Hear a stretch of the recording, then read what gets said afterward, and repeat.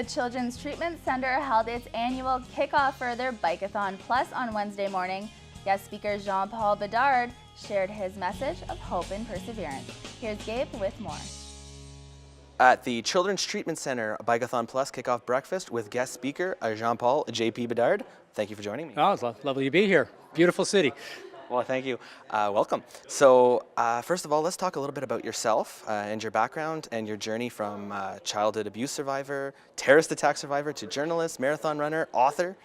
Well, I think you've already covered everything there. Yeah, I'm a survivor of childhood sexual abuse, and I didn't really deal with it for most of my life, and as a result, I ended up, like many survivors of trauma, I ended up with issues with addiction and mental health.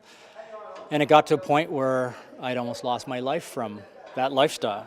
So I got clean and sober, and when I got clean and sober, I started running.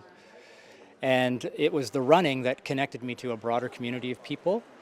But physically, running got me connected to my body in a way that I wasn't connected to before, because many survivors of childhood sexual abuse have a very troubled relationship with their body. They think it's dirty, and they don't really connect to it. So running has been a way for me to kind of literally fall back into myself. And as a runner, I've had a lot of success, and quickly became one of the elite endurance athletes in Canada and was named Canadian Runner of the Year. And I've been able to use my platform as an elite athlete to talk about the fact that I and so many other people are survivors of childhood trauma. And when we look at statistics, it's 1 in 3 girls and 1 in 5 boys in Canada are survivors of childhood sexual abuse. And it's something we don't like talking about, but it's something I think as a society we need to talk about. Absolutely, and as you just alluded to, it's so hard for so many people to talk about it. So what inspired you to take this platform and speak out and say, yes, I'm a survivor and this is what needs to be done? Well, as I mentioned, for the majority of my life I didn't talk about it, not even to my wife and my son. A little over 4 years ago, I first disclosed to everybody that I was a survivor. And what gave me the strength was another man speaking publicly about it, and that was the ex-NHL player Theo Fleury, who had come forward and talked about it.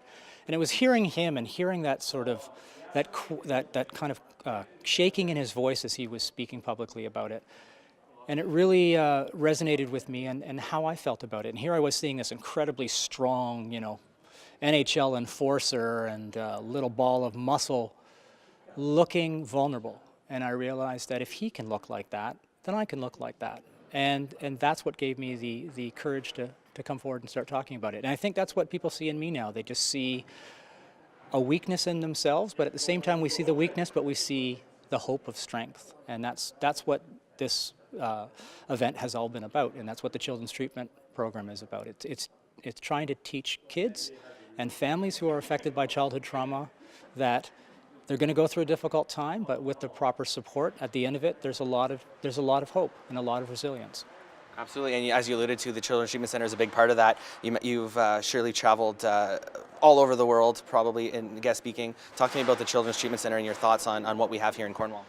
Well, as I mentioned to a lot of the board members, we went out for dinner last night, and I mentioned that you don't realize, I don't think, here in Cornwall what a gem you have. It's an amazing resource for such a small community, a relatively small community, to have such a world-class treatment facility like this is something that I hope the whole community treasures, because this needs to be in every city across our country.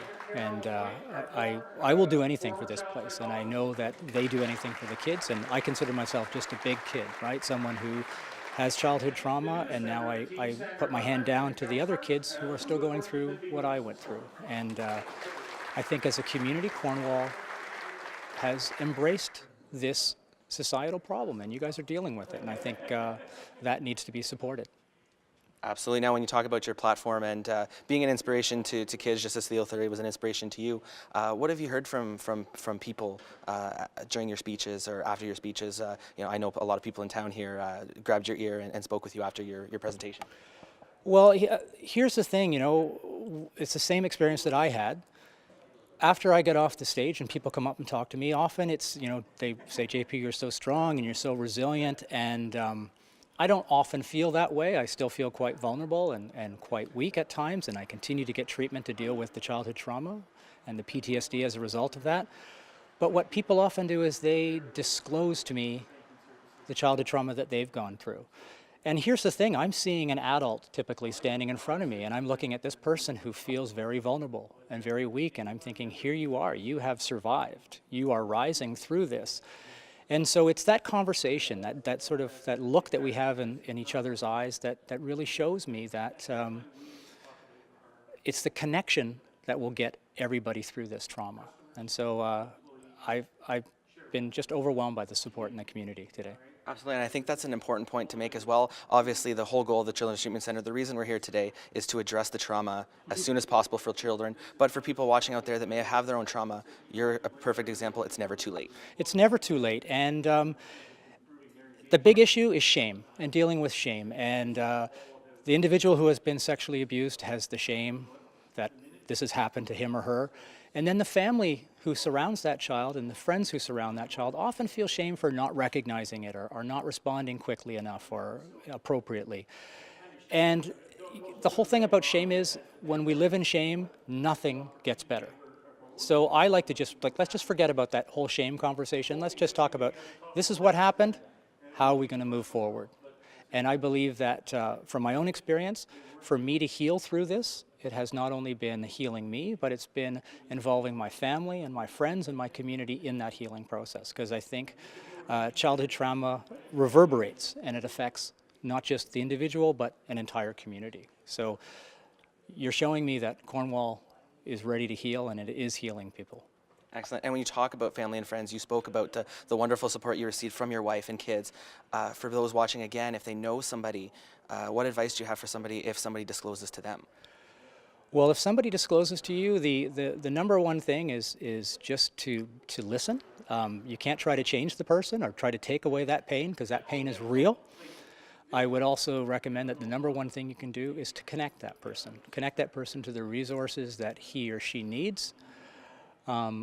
But the way forward is different for each person. A lot of people are willing to throw themselves right into treatment, right into therapy. Other people, it's simply standing in front of a mirror alone and saying, this happened to me as a kid, and I'm not going to allow it to define the rest of my life. And that just brings me to my final question. The overarching theme of your presentation, of course, is disclosure and the importance of it.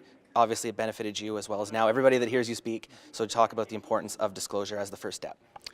Well, you know, it's like I'm also a recovering addict, and the first step to dealing with addiction is to admit that you have a problem. And I think the first thing to deal with childhood trauma, is to admit that something happened to you or something happened to someone you love. And not to put a whole bunch of guilt and shame on what happened, but simply to say, this is what occurred, what can we do to make sure this person has a healthful life? Absolutely, and on that note, I want to thank you once again, not only for joining me now, but also for coming to Cornwall and sharing your message of hope to our viewers and everyone here at the breakfast this morning. Thank you, it's been an honor being here.